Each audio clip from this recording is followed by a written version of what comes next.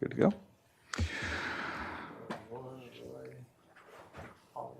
All right, I'd like to welcome everybody to this meeting of the Santa Barbara County Association of Governments for Thursday, June 26th. My name is Steve Lavanino. I'm a director on the Santa Barbara County SBCAG board. Madam Clerk, can you please call the roll? Director Silva, absent. Director Perotti. Here. Director Patino. I'm going to be appearing for Patino Okay. Hernandez. Director Mosby. Present. Director Lee. Here. Director Lavanino. I'm here. Director Julian. Here. Director Hartman. Here. Director Clark. Here.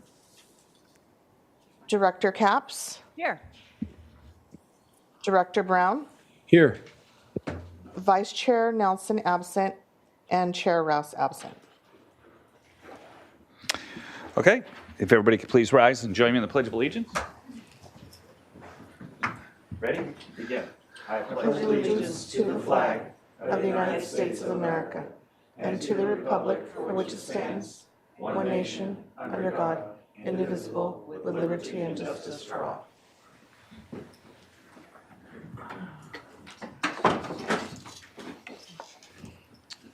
All right, that takes us to public comment. This is the time set aside for items that are not on today's agenda. Madam Clerk, do we have any requests to speak? There are no requests to speak forms, and if there are any members of the public on the Zoom webinar who wish to speak, would you please use the raise hand feature and I will call upon you. All right, awesome. There are no requests to speak at this time. Great. Okay, any announcements before our consent calendar? There are no announcements for the consent calendar. Okay, do we have any items from the public that are going to be pulled? There are no items from the public that wish to be pulled at this time. Any board members have any items from the consent calendar they'd like to pull? Nothing in Santa Maria, Santa Barbara? No, doesn't look like. Okay, can I get a motion to approve the consent? Hartman moves. I'll second. Okay, we have a motion and a second. Roll call, please. Director Silva absent. Director Perotti. Aye. Director Hernandez. Aye. Director Mosby. Aye. Director Lee. Aye. Okay. Director Lavanino. Aye. Director Julian. Aye. Director Hartman. Aye. Director Clark. Aye. Director Capps. Aye. Director Brown. Aye. Vice Chair Nelson absent, and Chair Rouse absent. Motion passes. Okay, thank you very much. That takes us to our item 5, our discussion and action items. Madam Clerk, can you please read item 5A into the record? Item 5A, California Transportation Commission staff recommendations for Senate Bill 1 Cycle 4 programs and Santa Barbara US 101 multimodal corridor. Well, I want to hear the presentation first. I don't know. Sarkis is online, so he'll be giving the presentation, and then we can clap. All right. Sarkis, no you. pressure. No pressure. Thank you. Thank you, Chair, Directors. Can you hear me fine? Yes, we can. Okay, thank you. Well, good morning from Sacramento. Chair Rouse and I are here today for the California Transportation Commission meeting where they're scheduled to vote on Cycle 4 funding. So we wanted to give an update to the board on the recommendations by the commission. Just a little bit of background, Senate Bill 1, Cycle 4. Senate Bill 1 is a series of funding programs at the state level to provide Caltrans and regions with opportunity to fund and complete projects.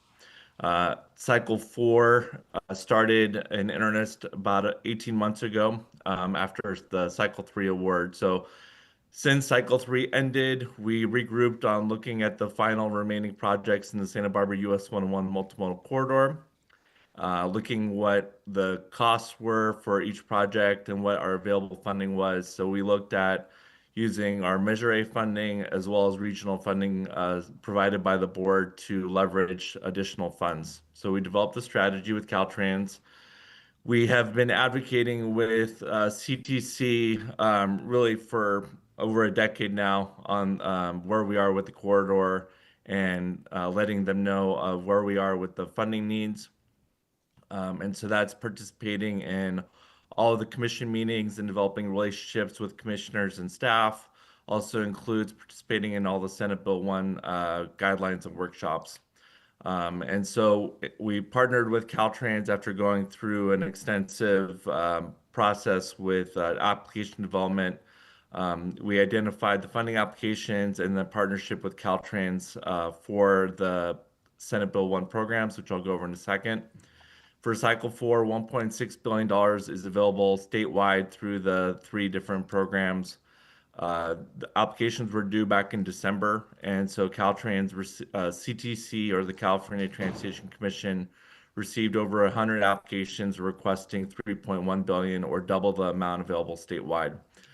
So once applications were submitted, the commission staff had various state agencies support them with the evaluation, including the Air Resources Board and Department of Housing and Community Development.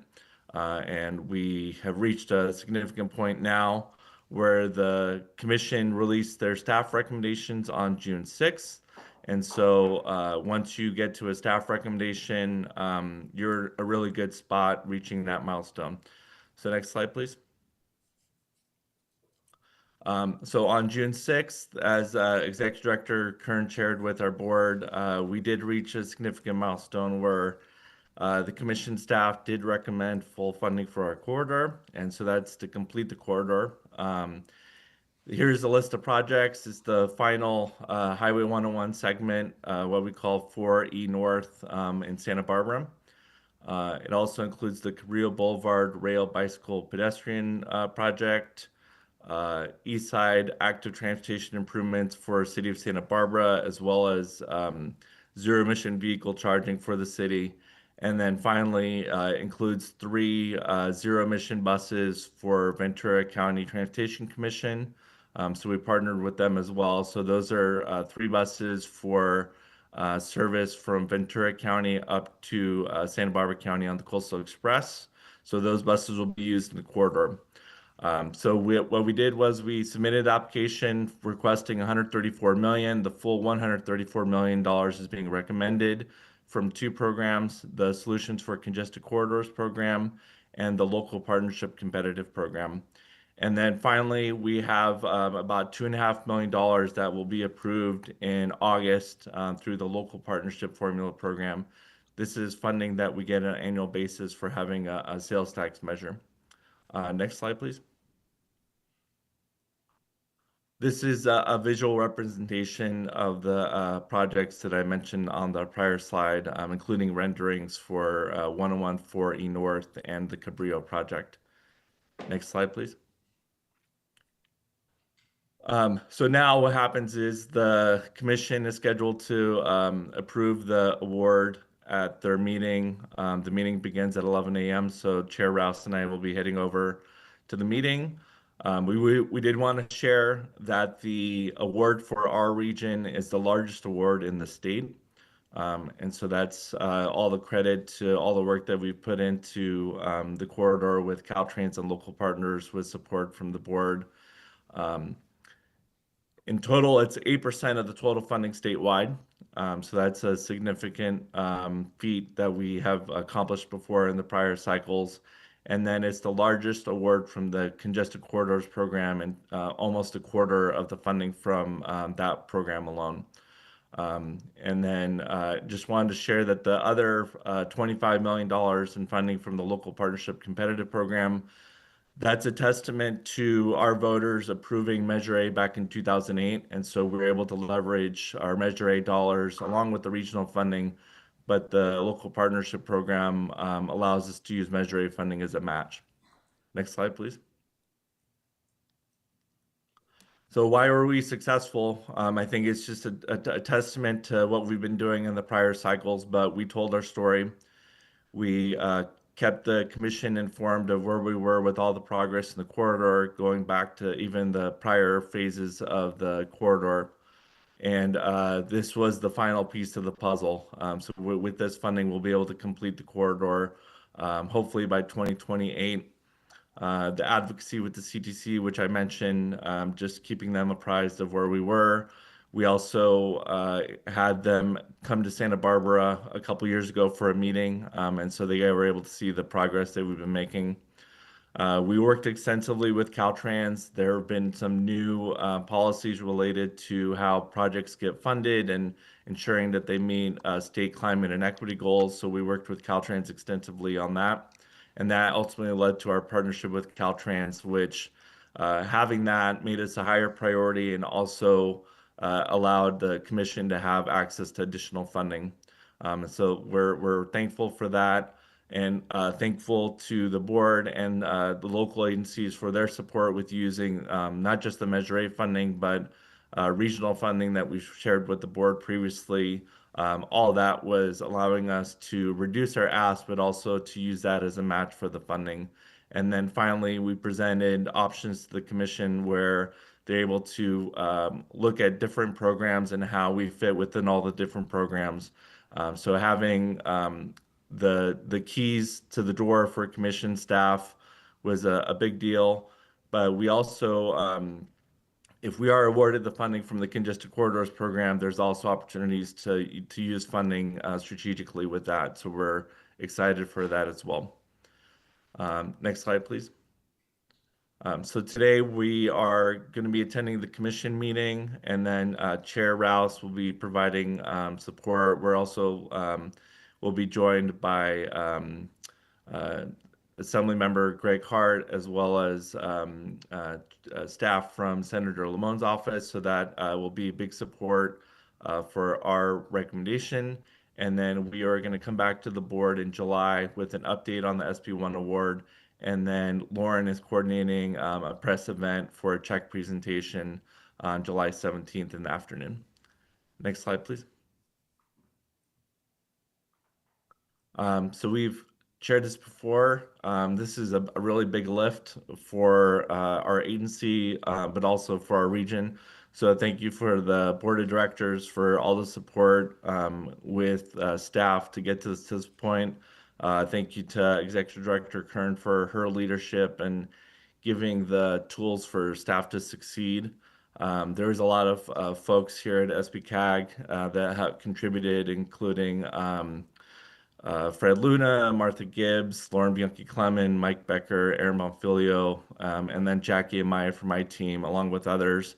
So I wanted to recognize them, but we also wanted to thank Caltrans for their core partnership, and then TTAC, who received regular updates and provided support and recommendations on us getting to this point. So we're thankful to local partners. And then, of course, the consultant team, which is shown on the slide. Next slide, please. So that concludes staff's presentation, and be happy to take any questions. Thank you. All right, questions or comments? Is there anything from the public? If there are any members of the public on the Zoom webinar who wish to speak, would you please use the raise hand feature and I will call upon you. I do not have any paper request to speak forms, and there are no attendees on Zoom who wish to speak. Great. Okay. Director Hartman? So this is our final stage, right? Yes. Yes, this is the final piece of the puzzle. So we are now fully funded for the corridor, and we have a end date to finish the project. So yes. All right. It's just been an extraordinary effort, and Margie's practically levitating. This has been such a weight on SBCAG's shoulders, but particularly for the director. So it's such a professional staff, and you covered it on all fronts, and this is the reward, and it's a legacy project that'll pay dividends for generations and generations, and it's really aesthetically pleasing as well. I got a couple questions. Just, I don't know if this is for Sarkis or whoever. So yeah, 101, almost done. That's our new, yeah. So, My motto. So what is that target date for end of construction? I'm already Sarkis- jumping ahead to that. Sarkis did mention 2028. That's really Okay. ambitious. That's if everything goes well. It will. And if, no weather, all those fun things. But, at the very latest 2030. But I think 2028 is an ambitious, so somewhere in between there. Okay. So he mentioned, we're talking about SB1 dollars.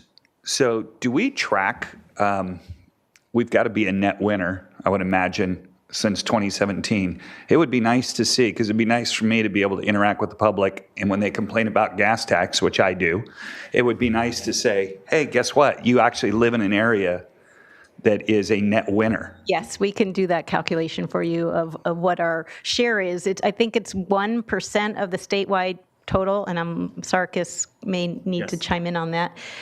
So I think we're hitting way above our weight. Yeah, I would have believed so. It'd be nice to get those numbers. Okay, great.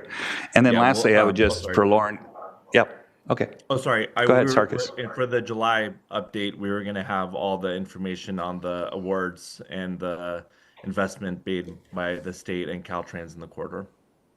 Cool.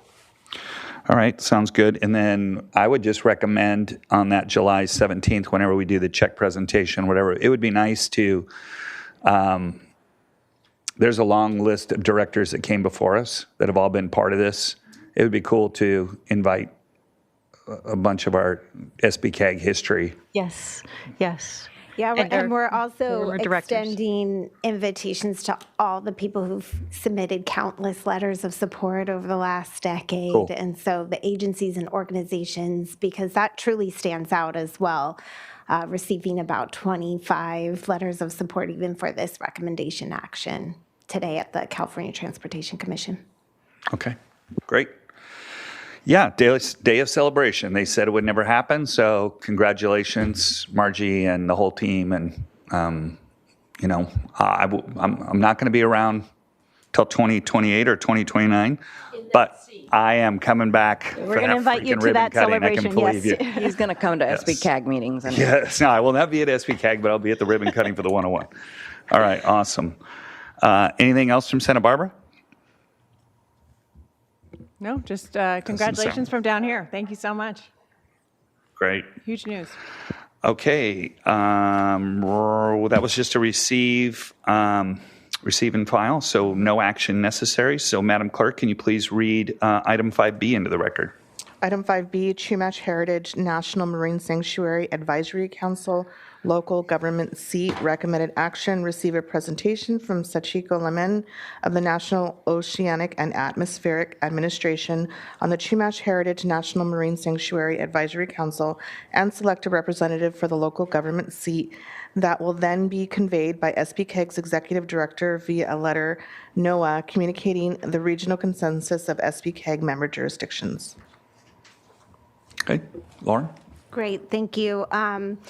For the record, my name is Lauren Bianchi-Clement, Government Affairs and Public Information Manager for Santa Barbara County Association of Governments. That was a very emotional moment for the whole agency, and I really felt that too. So it is a big congratulations to the team and to the colleagues and everyone who's been working on this for decades.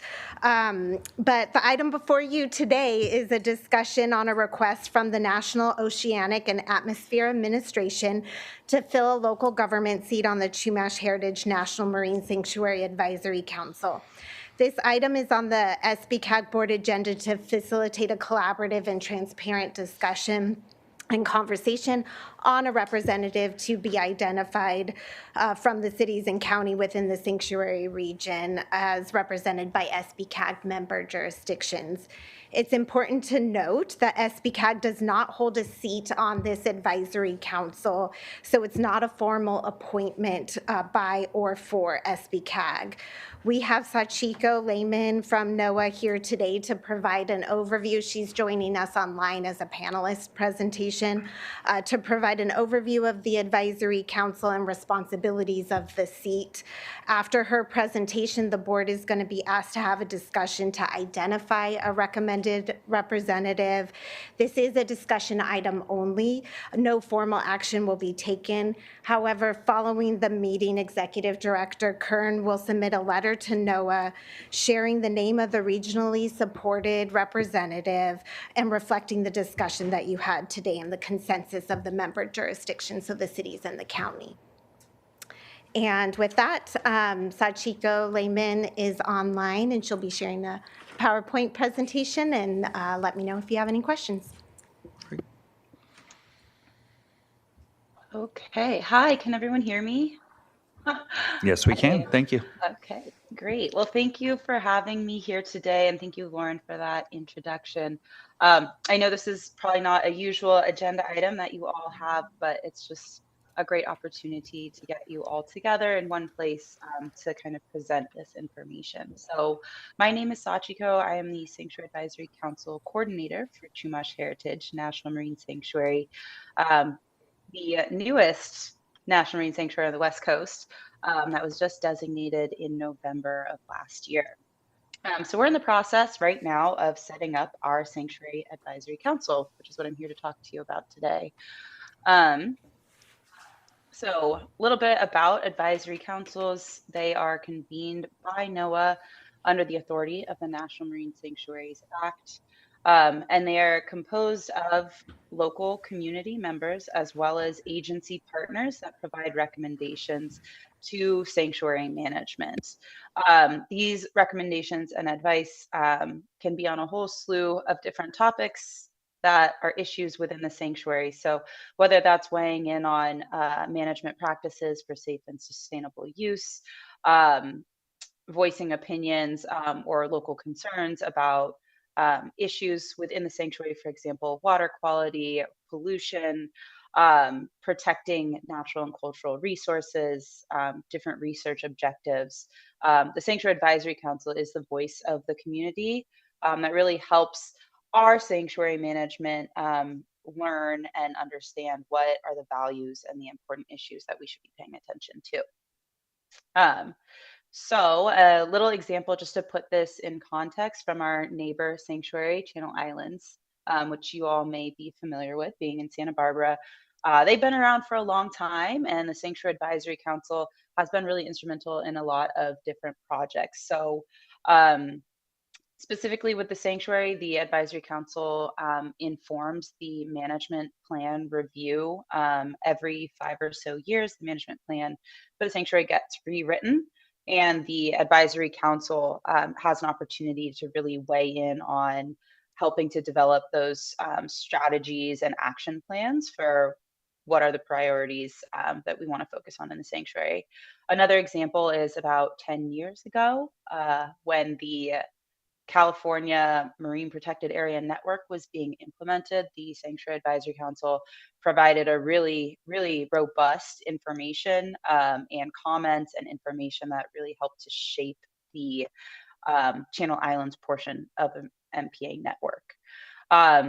There's a lot of other examples, for example, the convening working groups to inform the vessel speed reduction program and actually shifting of shipping lanes in the channel to avoid fatal whale ship strikes and slowing down big shipping containers in the channel to improve coastal air quality. Those are some like big projects. There's also smaller projects that advisory councils can inform, like letter writing. For example, the advisory council wrote a letter in which is kind of adjacent to the sanctuary, but was relevant because cruise ships can still impact the water quality within the sanctuary. So they actually wrote a letter with a bunch of recommendations to the Santa Barbara Harbor Commission about their cruise ship plan.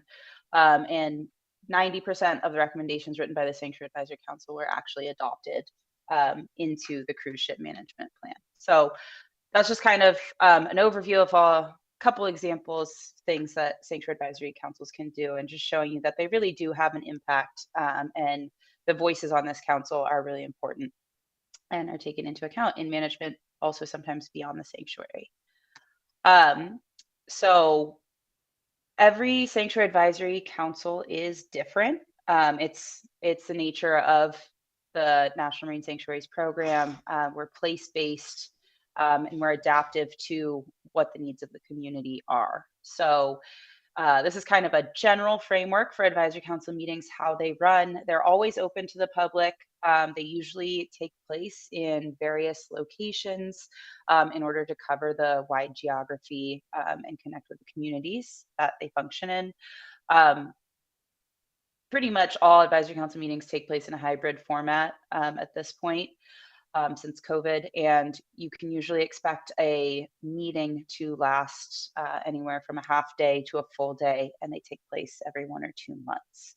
I will say that for Chumash Heritage, the preference is going to be for probably longer meetings, at least in the first year while we're getting started, because there's a lot to talk about. And while we're figuring out kind of how to work with each other, it might just take a little bit longer. So that's something to think about. They're pretty open, semi-casual.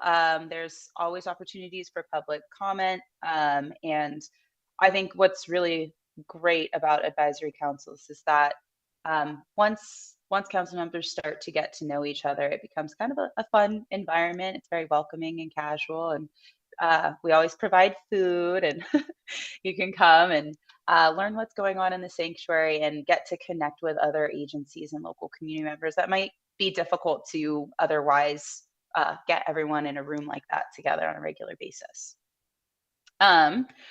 So more about our advisory council membership. So like I said, every advisory council is different. So this membership that you'll see here, the structure is maybe different than what you'd see at Channel Islands or at Monterey Bay National Marine Sanctuary. We're also a newer sanctuary, and there was an update to the National Marine Sanctuaries Act that limits voting seats to 15.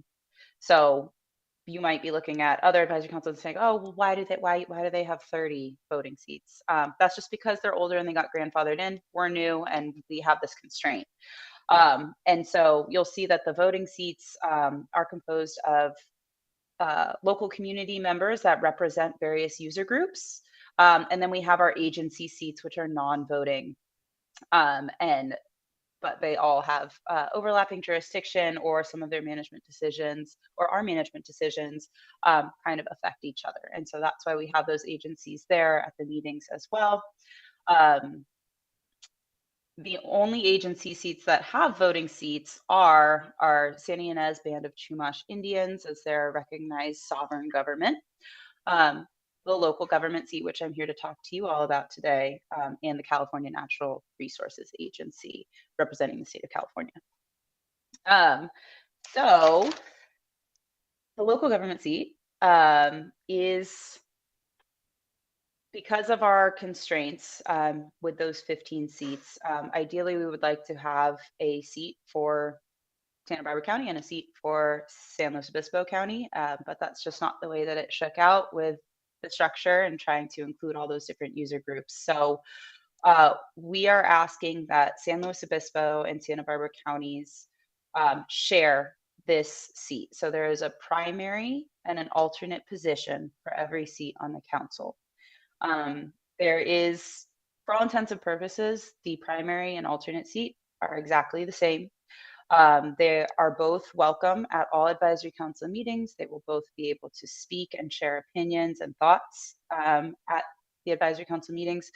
The only difference is that if we were met with a voting situation, the primary seat has the authority to vote and the alternate seat would not be able to. If the primary is not at the meeting when a voting item comes up, the alternate would assume the voting responsibilities.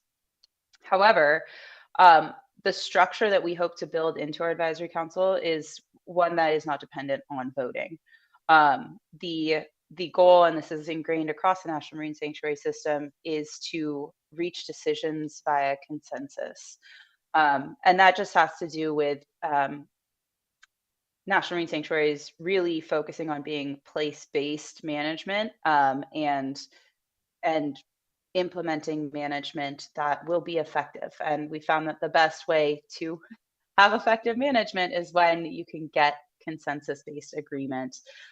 So sometimes there will also be, like, we will use the voting simply to move items forward, just like you all have demonstrated in your meeting. Do we agree on the meeting notes? Do we approve this letter? So just formalities. But before we reach those voting points, we'll have discussions and really try and sort it out so that everyone can agree before we do just the formal vote to move things forward. We can talk more about that during the Q&A session as well, if you're curious. So one last thing about the local government seat, San Luis Obispo has already selected their appointed representative. So there is no application process. It's just up to the local governments in Santa Barbara to agree upon your representative. Then you'll need to just write a formal letter. I think that Lauren may have provided you with a template already. Just sign a letter so we have documentation that the governments have agreed that they have a selected appointee. And that's all we need for the for the Santa Barbara representative. I was going to say something else, but I forgot. Yeah. Oh, the last thing is that this appointee, this representative, shall serve indefinitely. And so for as long as they hold a position in government, whether that's local, municipal, or county level, they may remain the representative. You may also change your representative at any point in time. Again, it's just kind of a similar process, submitting another letter of agreement. Yeah, we hope that the representative will maintain relatively steadily on the council, just for consistency and effectiveness. But it is up to you if you would like to change your representative. And then just some things to keep in mind when appointing a representative. We hope that this person will serve as an informed communication link between their constituents and the advisory council.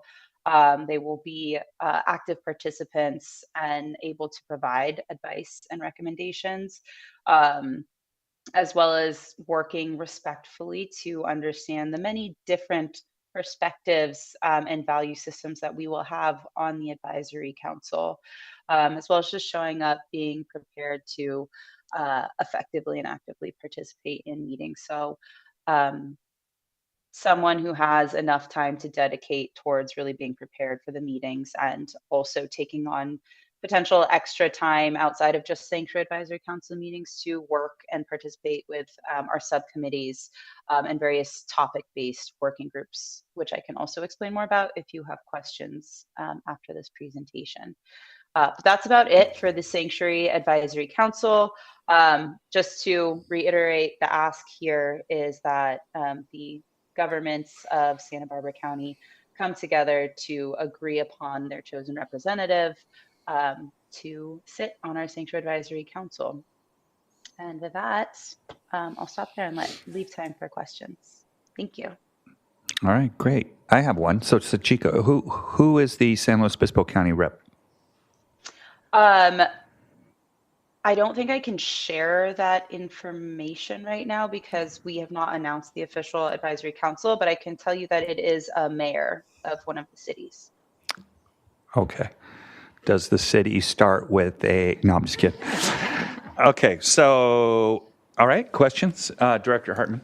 Are you looking from Santa Barbara County for an alternate, or does that have yet to be determined which of SLO and Santa Barbara would be the main and the alternate? Yeah, so that's a great question. That is up to the San Luis Obispo and Santa Barbara to communicate after we have both representatives selected, and we are announcing the advisory council to the public. You all should communicate between the two of you and can figure out who will be the primary and who will be the alternate.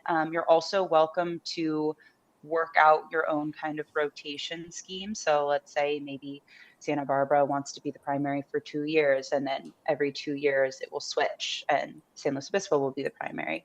You can go back and forth in that way. Something else that I forgot to mention is that, oh my gosh, I'm so sorry. I totally had a train of thought and it went away, but I will. And you're I'm young. sorry. I'm a little bit sick today, so my brain has a bit of a fog.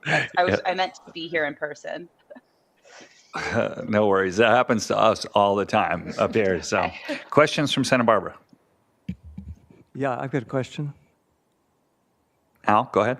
Director Clark. Yeah, I was just curious I understand that the boundary goes down to Carpinteria, which I represent, and I wonder if it encompasses the whole city area of Carpinteria?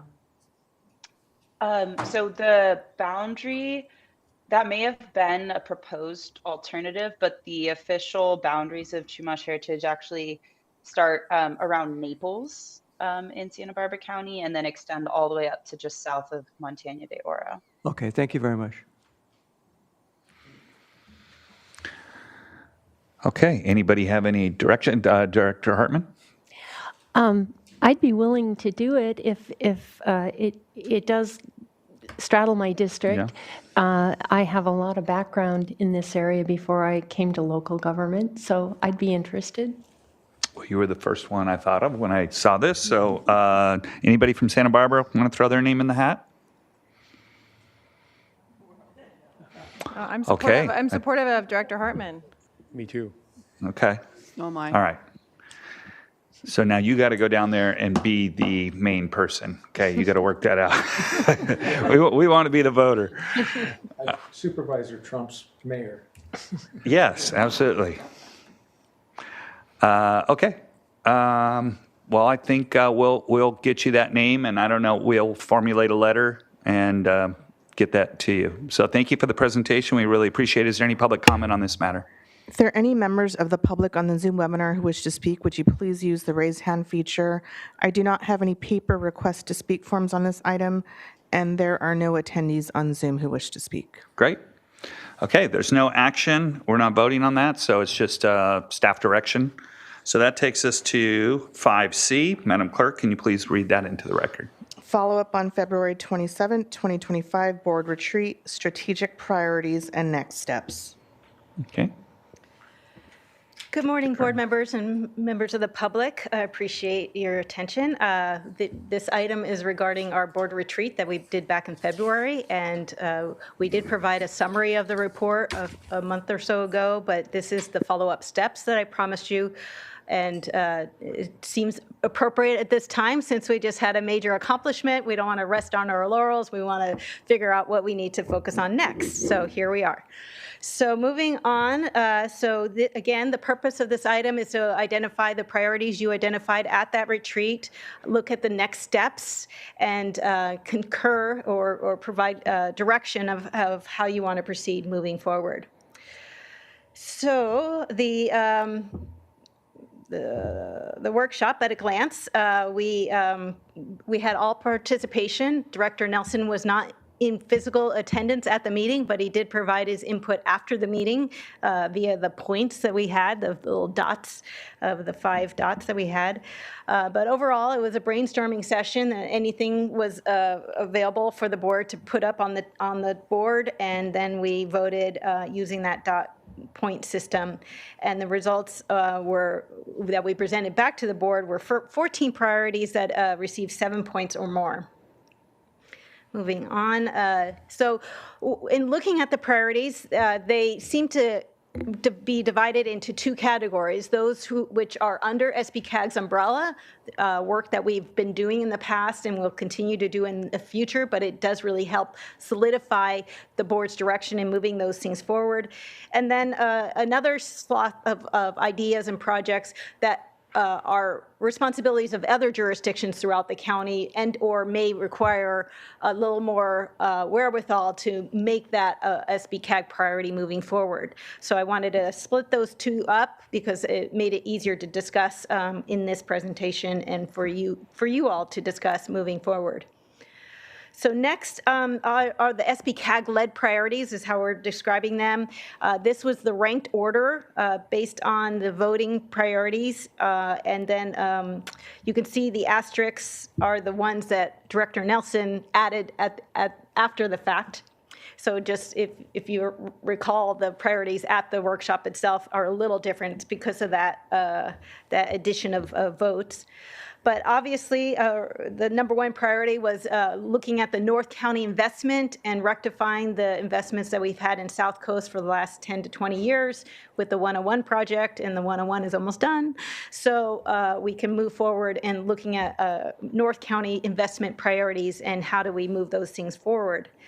Housing control was also identified as a top priority, and so in the staff report, I included next steps for some of these items, and so that provides a little more detail of all of these items, but I just highlighting the top 2 or 3.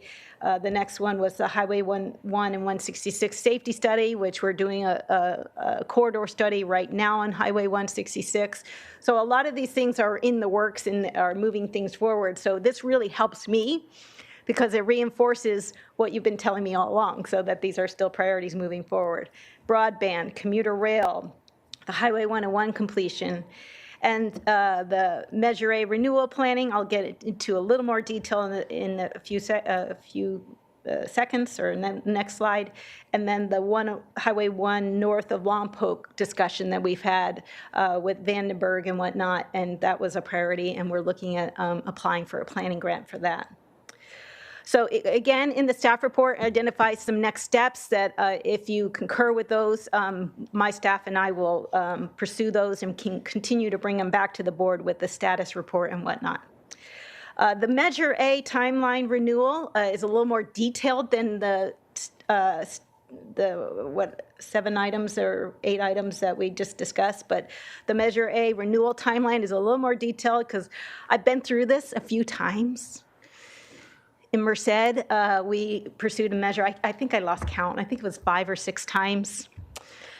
So I've been through it, and how to get to the voters, and hope, the last time we won, so I did have some success in getting us to the finish line.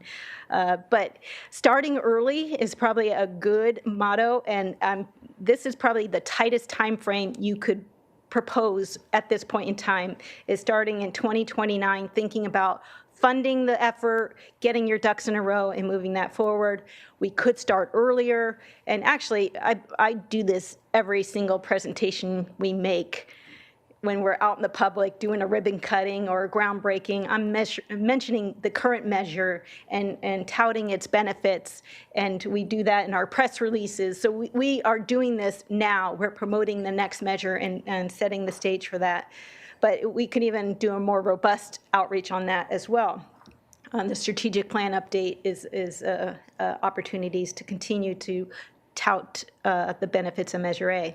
But again, focusing on the Measure A renewal timeline, starting in 2029, we put it in our budgets in earnest. We actually do some polling and identify some of the structures and things that we might want to look at. And we also develop a steering committee. This is a blue ribbon committee of members throughout the community that are movers and shakers and decision makers that help frame the mechanics of the measure and help decide, the percentages, what are we going to spend this on, what are their priorities, and have that blue ribbon committee help guide the board in what would be in the investment plan that needs to be adopted prior to the measure being placed on the ballot. So again, that committee is really important because it also sets the stage for the campaign moving forward, and having those leaders in those seats help build that support. And then once the committee identifies all the mechanics of an investment plan and the board concurs with that, then we have to take it to all the cities and the county for them to approve the investment plan. So this is an important step before you put it on the ballot. So a majority of the cities with a majority of the population, plus the county, must approve the investment plan. In Merced, I had 4 of the cities approved the investment plan out of 6, and we just barely made it with the majority of the population. So, that could be the precarious situation when moving a measure forward. But it still passed with over 70% of vote in every city, no matter whether or not those cities approved it. But anyway, but it's really important to get the support and buy-in from the local jurisdictions, and so that's a critical step in moving this forward. And then once that's identified, and then the board approves that strategic plan, then we take it to the county board of supervisors, who have that administrative responsibility to place it on the ballot, and then that campaign would begin, and that would end SBCAG's participation in that as official staff work, and the campaign would take it from there and take it on the vote. So at the workshop, I guess I should have started with this, you all directed November of 2032 as the target date for placing this on the ballot. So that's where this timeline comes in placing, in moving that forward. Okay, so again, that's a lot of detail. Moving on to the section B, those collaborative priorities that were identified in the workshop, things that would are either responsibilities of other jurisdictions throughout the county or throughout the region, or multiple jurisdictions. So recreation master plan, I know the county has recently updated their recreation plan, and many of the cities have as well. So if there's an effort there of collaborating and bringing that to the SBCAG board and making a more robust regional master plan, that would be the decision of the board. Underground utilities, utility undergrounding, and regional trails, food vendors, micro kitchens, permitting, streamlining, and disaster preparedness was also identified. And again, these require involvement of other agencies. For the disaster preparedness, I know that the EOC Environmental Office of OEM, OEM is taking the lead on that, and I know many of your local cities have efforts involved in your local processes. But again, that would bringing all those together and having a comprehensive plan may be beneficial moving forward. But I would need direction from you all if that's what you want me to pursue. And these things we wouldn't necessarily have funding to do as a staff. So that makes it a little more challenging for me moving these things forward, because these are not necessarily traditional transportation, regional transportation efforts, and I couldn't use my traditional sources that we get for transportation planning and programming and moving these projects forward to pay for these types of efforts. So we would need to find another funding source to pursue these if you desire me to pursue them. So with that, I'm gonna, for the board discussion today, is just confirming that those priorities in Section A are your priorities moving forward. So I will continue on and moving those things along to provide guidance on the Section B, and identify any gaps or additions or any other steps you would like me to take in moving these things forward, or any suggestions you may have. And then, and then the last but not least, concur with the strategy for the Measure A pursual, and we will bring those things back to the board as appropriate to move that along as well. So with that, I'll be quiet for a minute. Thanks. Measure A, I know we're shooting for November of 32. Yes. Remind me again, does it go to 30? Again, that's a decision of the board, and yeah, but when does the measure run out now? Oh, I'm sorry. The current measure runs out in 2040. Perfect. Okay. Yes. So I think this is smart, because the quicker you can get that after the 101's complete, correct, where people actually see a success, yeah, I think they'll forget by 2040. All right. Director Hartman. Could you talk more about the Blue Ribbon Committee? Sure. And I assume some of that would slip over to the campaign committee, and you'd want community representatives who could contribute to that campaign committee. So could you elaborate your experience with that? So in Merced, we did have a committee structure. I think it was like 24 people. You try to keep it manageable. And so we took like a straw man of possible representatives to the board. They provided input, and it ended up being the board decided each board member would appoint 2 people to that committee, and sometimes it ended up being themselves plus another person. And that committee met every other week.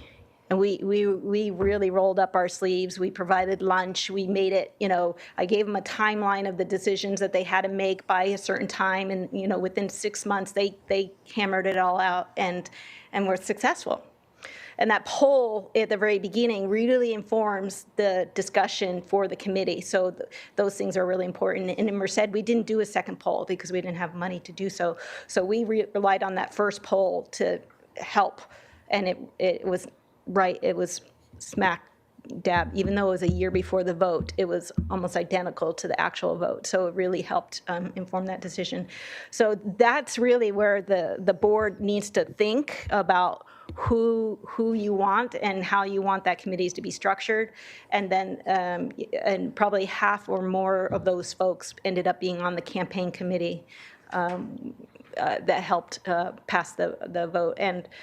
And it really also helped to have decision makers on that committee, because when we did have 2 cities go awry, that committee was the one that stepped up on Nextdoor and Facebook and all those fun places and said, hey, you were at the table, you concurred with all these things that we decided, and now you're changing your mind. So it really helped have that foundation of moving from the strategic plan decision-making to the campaign, and helped have that solid foundation moving it forward. So it really helped. I have 2 more.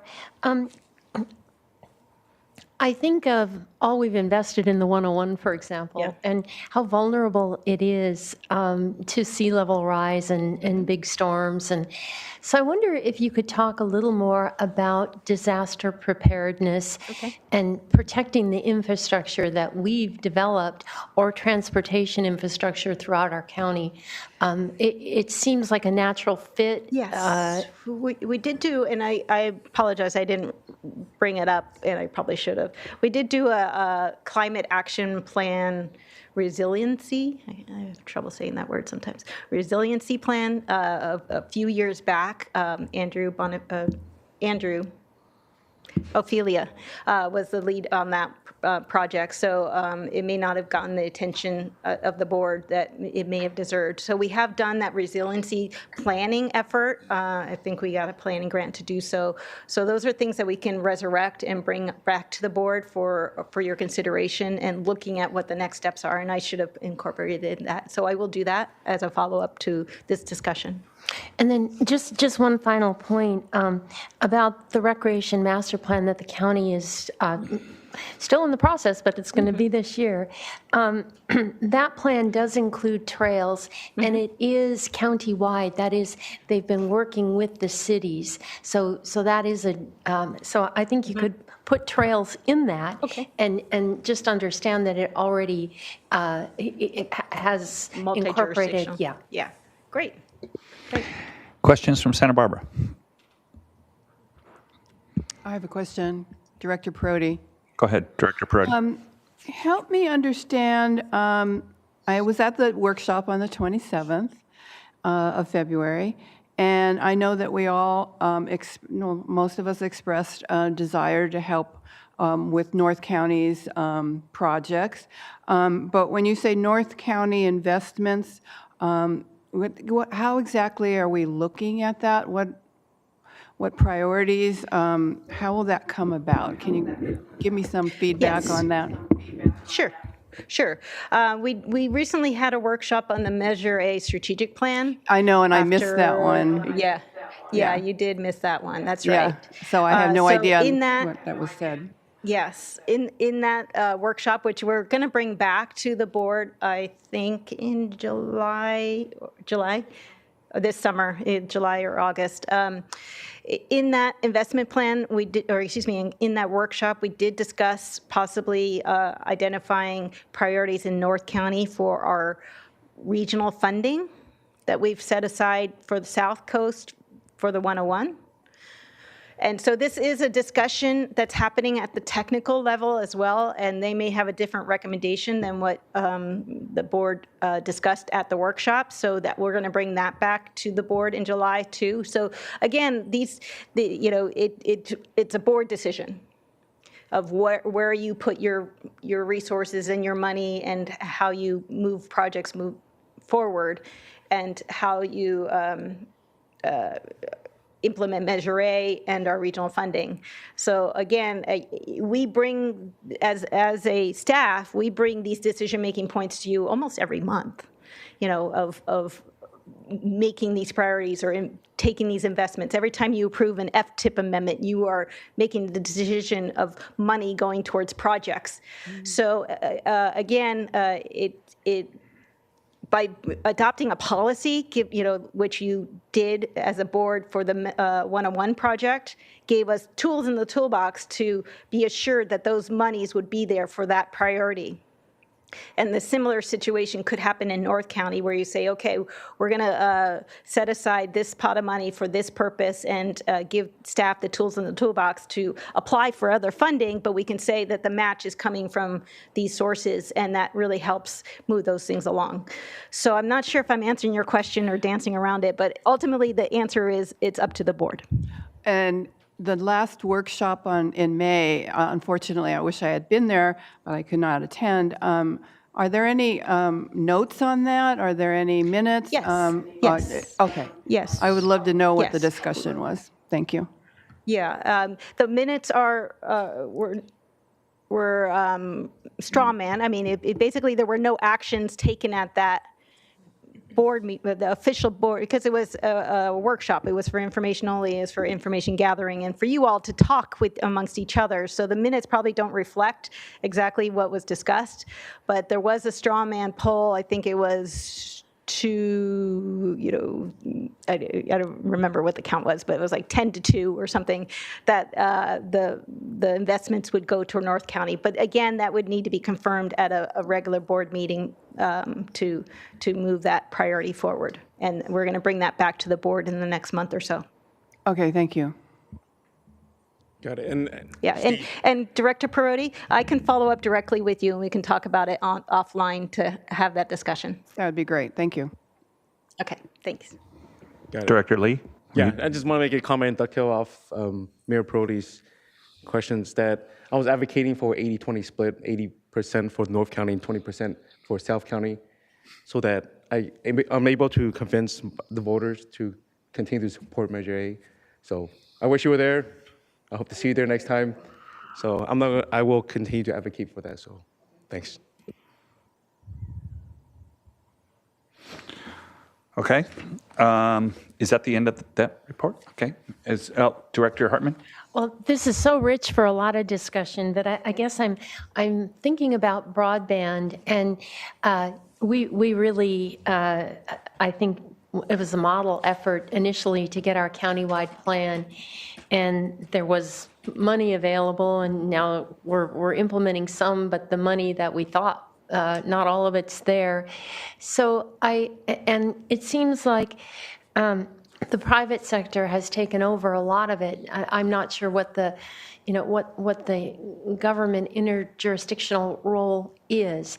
And I'm not expecting you to answer that question, but I think that is a question if we think of that as a priority that we'd want to invest in and, even include in Measure A for greater development here. Yeah, a great idea. So thank you. Anything else, Santa Barbara? And if not, do we have any public comment? We do have one request to speak form. Tom Stevens, Vandenberg Space Force Space. If you can please come up to the podium. And for those members of the public on the Zoom webinar who wish to speak, would you please use the raise hand feature, and we will call upon you shortly. Thank you. Hi, Board. I'm Tom Stevens, Vandenberg Space Force Base. I'm the Executive Director for Space Launch Delta 30. Just wanted to preface, being a federal civil service servant, I cannot endorse directly, proposals at the state and local level, but I did want to just explain that there are transportation issues happening in and around Vandenberg. the rush hour traffic to and from Vandenberg in the mornings and the evenings is affecting Highway 1 traffic flow. And it's only going to get worse as Vandenberg looks forward to the next 10 years of a lot of growth and a lot of increased traffic in and out of the base. So with those concerns, just wanted to make sure that was on your radar. It's good that there's a priority, the priority called Highway 1 north of Lompoc project. I think will cover that area. I think we need to get into those corridor studies and identify project priorities as we advance and look for further investment in that area. So I just wanted to make the public statement that I think Vandenberg would definitely benefit from that priority, and happy to see that it's on your list. Thank you. Thank you for being here. There are no further requests to speak. All right, great. That takes us to item 6, our executive director's report. Could there possibly be anything else? Yes, actually, yes. We held our second stakeholder workshop for the 166 Comprehensive Corridor Study last week, presenting our conceptual improvements and gathering their feedback. Committee members shared a range of perspectives on issues like circulation near Bonita School, truck traffic, driveway aprons, and corridor lighting. So we really appreciate the diversity of input that we're getting, and it also demonstrates the corridor's complexity, and help this input will help guide our benefit cost analysis in our draft study that is underway now by the consultants. The goal is to have the study presented to the directors this fall as a draft and for your approval. Speaking of Vandenberg Space Force Base, we had a meeting last week with them as well to talk about highlighting their regional transportation needs. So it was a well-attended meeting by all parties. Discussions focused on near-term safety upgrades, including the planned turn restriction at Santa Lucia Canyon Road and Highway 1 intersection, as well as the long-term planning efforts tied to the base's growth. The meeting emphasized, and I think we're all understanding, the need for continued multi-jurisdictional coordination to address the issues in the area and surrounding the base and their growth. And then on another note, the Clean Air Express is implementing a fare increase, which this board approved back in 2023. This was a phased fare increase, so we've been doing it incrementally. So it's raising the fare from, it will go to $170 per month, and a 10-ride ticket will be $57, and a single cash fare will be $8. And so it still remains a cost-effective option for those commuting from the North County to South Coast, but it's still a financial decision for the service to continue to provide the service as we have been in the past. And last but not least, I know we spent a lot of time on the SB1 awards, but I really need to recognize my staff. They went above and beyond the call of duty in getting this funding. It's been a long haul. I reminisce. I think we were in that back room when you interviewed me for the second or third time, and you asked me, "How are you going to get this done?" And I said, "Very slowly." This has been much faster than I anticipated on that day.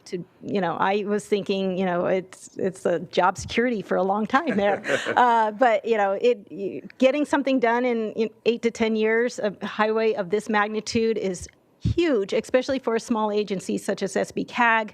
And so it's a testament to the quality staff that we've hired for SBCAG and continue to mentor and grow, and letting them rise to the occasion, and success has our benefit for the entire region. So thank you to Sarkis and his team, and Caltrans. You've been a great partner. We really appreciate it. And the local jurisdictions. I think we've turned a tide of being partners there too. This project has brought us all together, and I hope to have this partnership moving forward in North County and continuing the collaboration that we've established in getting things done. So thank you for your support as a board, because it really does help when we have the tools in the toolbox to get things done. So thank you. All right, thank you. And if you think, well, I was going to say, job security is probably more in getting the funding than dragging it out for 20 years. So huge accomplishment. Yeah, huge shout out to Sarkis and Fred and the whole staff and everybody that got that done. Lauren takes everybody. So great job. Next takes us to our Caltrans report. We're going to have Veronica Lizama, Branch Chief. Yes. Good morning, directors and Chair Levanino. Veronica Lizama, Branch Chief for Regional Planning and Local Development Review here at Caltrans on behalf of District Director Scott Eads. Thank you for having me this morning. I do have 3 updates for you today. First, excited to announce that Governor Newsom appointed Dina Tawanzi as this new statewide Caltrans director. Director Tawanzi brings a wealth of experience and leadership to the role, having held multiple positions at Caltrans since 1998. Most recently, she served as the District 4 Caltrans director for the Bay Area. In addition to that, in this role, Director Tawanzi will oversee management of over 50,000 highway miles throughout the state and will manage a budget of over $18 billion. Second, as Director Margie Kern mentioned, we are moving forward with the left turn closure at Santa Lucia Canyon and State Route 1 near Lompoc. As you might be aware, the closure will be concluded later this summer. We'll continue our commitment to provide the public with updates through press releases, social media posts, as well as stakeholder updates. And lastly, on the maintenance side of the house, the northbound 101 off-ramp at Highway 1 north of Gaviota will be closed this Saturday, June 28th from 6 a.m. to 1 p.m. There will be a detour for the public continuing north on Highway 101 over to State Route 246 in Buellton, finally then over to Lompoc. And this closure is necessary in order to replace a light pole near the off-ramp. And that concludes my report. Happy to take any questions that the board may have. Questions for Caltrans? Director Julian. Yeah, I just have a comment. I was going to wait until the 1 minute reports, but in August of this year, the new school is going to be opening up on the Pasadena side, which is on the south side of 166. And there's going to be 300 kids coming from the main side of Guadalupe to that development. And there's issues with Highway 1 and 166 near the cemetery. We had a couple kids hit by vehicles there. We're working with the school district now, and our administrator is reaching out to your office to see how Caltrans can help us with this process. And so in the end of this year, another 200 kids will be going over to that new school, which is the Learning Center and the pre-K, TK side of things.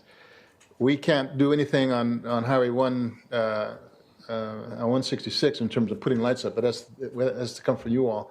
So we'd like to sit and chat with you folks and also the school district and also the developers that want to meet to see what can we do to protect these kids, because they're all, so that's 500 kids that are going across from the main part of Guadalupe all the way to Pasadena. So it's going to be a huge concern for us. So Definitely open to hearing anything. okay, good. You will. Sir. Thank you. You're All right. welcome. Anybody else? How about Santa Barbara? Questions for comments for Caltrans? All right. And I know Margie already said it, but we really value the partnership with Caltrans and delivering this size of a project in a place this small is just amazing. And we really appreciate all the District 5 help on that. You're very welcome. Early congratulations. Yeah, early congratulations. We'll find out at 11. About 11. We better not be getting a text from Sarkis. All right, so now we're going to move on to the committee meeting updates. Chair Rouse is currently in Sacramento, therefore not able to provide an update on the Central Coast Rail Coordinating Council meeting. Vice Chair Nelson's at the same conference, a different conference, but he'll be unable to provide an update for the CalCog and CalVans. But just curious if on LoSAN, Director Lee or Director Perotti, if you have any update. I do not. I attended a meeting, but there's nothing worth reporting for now. Okay. And I have an update. First, I want to thank Director Lee for filling in for me in May. Thank you for that. And at the June 16th meeting, it was exciting for me because it's something that I know SBCAG has been working on for a long time is the working with Metrolink to get commuter rail happening again from Moore Park. And so on the agenda was asking the board for approval, which it was a full board approval, to bring the agreement, which is in a draft form, so they're not starting from scratch, back to the committee in July to look at the proposal and hopefully to move forward with the agreement so that we've been telling folks that October 2025 would be starting the Metrolink agreement, and so we're hoping that that date comes through. So it was nice to see the full board in support. I spoke in support of it, of course, and we'll see what happens in July. Also, the board also approved the reinstatement of checked baggage. So now at certain, they're working out the priorities, but and the details and how much it would cost. But at certain depots that have the bandwidth, they would be able to help people with their luggage and check it in. So that's all I have on that. All right, thank you for that report. That takes us to 1-minute reports. Anybody with a 1-minute report? Director Julian? No. Director Mosby? Yes, Director Julian, let's start there and just come this way. And then I think Supervisor Hartman's going to mention it, but on July 11th, Santa Barbara Housing Authority is going to open up the new facility at 10 o'clock. The old housing was demolished. That was 50 units. Now there's going to be 80 units in that site. So check out the Housing Authority website and they'll get you the data on that. So thank you. Great. Unfortunately, I'll be in nice, cool Philadelphia that day. So, yeah, in the middle of July. I'll be missing that one. Director Mosby. Yeah, just to enhance what the public speaker said, much of the delay at the main gate at the light can be as much as a half an hour delay. So, I mean, that's a long commute for a half mile time, but let alone the connector between Highway 1 and 246 at the roundabout. That line is almost backing up all the way to the 8th Street intersection some mornings. I mean, it's getting close to a 2-mile long line connecting the roundabout. So I've shared a video with some of the staff that you have, but I think there's also some footage out there of that traffic light. So, and the San Lucia Canyon, from what I understand, we're looking at a 10 to 20 year turnaround on that one. It's kind of sad that the solution has been to just close it, which is a main artery exit for emergency for the city of Lompoc. So hopefully they took that into consideration. And if Lompoc should have an emergency, that was one of the main arteries potentially being cut off from the community and leaving. It just seems like things in that area get slowed way down to get to conclusion right now. And like I say, with the staff from Vandenberg saying what we have out there, maybe some footage of what you see at 7:30 in the morning out there would be so the rest of the people could see what's going on in that community. I do have some videos of the connector that's going to the roundabout, and we thought it was good. I mean, accidents have gone significantly down with the roundabout, and the position, how, we're not getting the fatality components, but when there's a half an hour delay on that, I kind of wonder what all is going on. Well, I do know what's going on. Thank you. Yeah, real quick, I wanted to, if you like slow traffic, Solvang is hosting the 4th of July parade and fireworks. So I welcome any and all patriotic folks to come and share the celebration with the city of Solvang. And I've been before, and it is better than Disneyland. It's the best fireworks show I've ever seen. Yeah, but I'm not going to drive through that traffic again for Santa Barbara. Anybody? I do. I want to invite everybody. Director Lee, go ahead. July 4th, Montecito breakfast, firefighter breakfast pancake event and parade from 8 a.m. till noon. So great event, invite your family.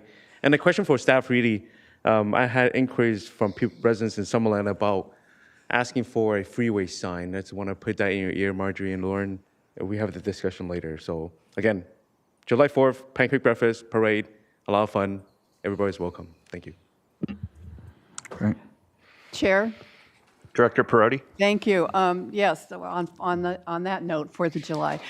So the city of Goleta, we've missed our fireworks, and we haven't had them for a long time. But this year, we're trying something different. We're going to do a drone show. And so we'll see how that goes and how the public responds. And it's free. It'll be at the high school, the Dos Pueblos High School. So I'll keep you posted. But thank you. Cool. Anybody else? We're having a drone show in Santa Maria too, but it is the police department checking on the folks that are No, we're actually that are lighting off illegal fireworks in my neighborhood. You will get a $1,000 fine Correct. if you are caught with Yes, fireworks. please. But we did have a drone show last year, and we are going to have another drone show this year. Oh, so cool. they're going to have a free pool time. It was a great event last year, and it'll be even better this year. So we do invite you to Santa Maria on the 4th of July. And we don't have as much traffic as other cities. Yes. Streets are wider. Right on. All right. That's our 1-minute reports. With that, is there any other business? Okay. We will adjourn. Next meeting is July 17th in Santa Barbara. And come dressed to impress, because I think we're going to have lots of pictures and ribbon cuttings and all kinds of fun stuff. All right. We'll see you then.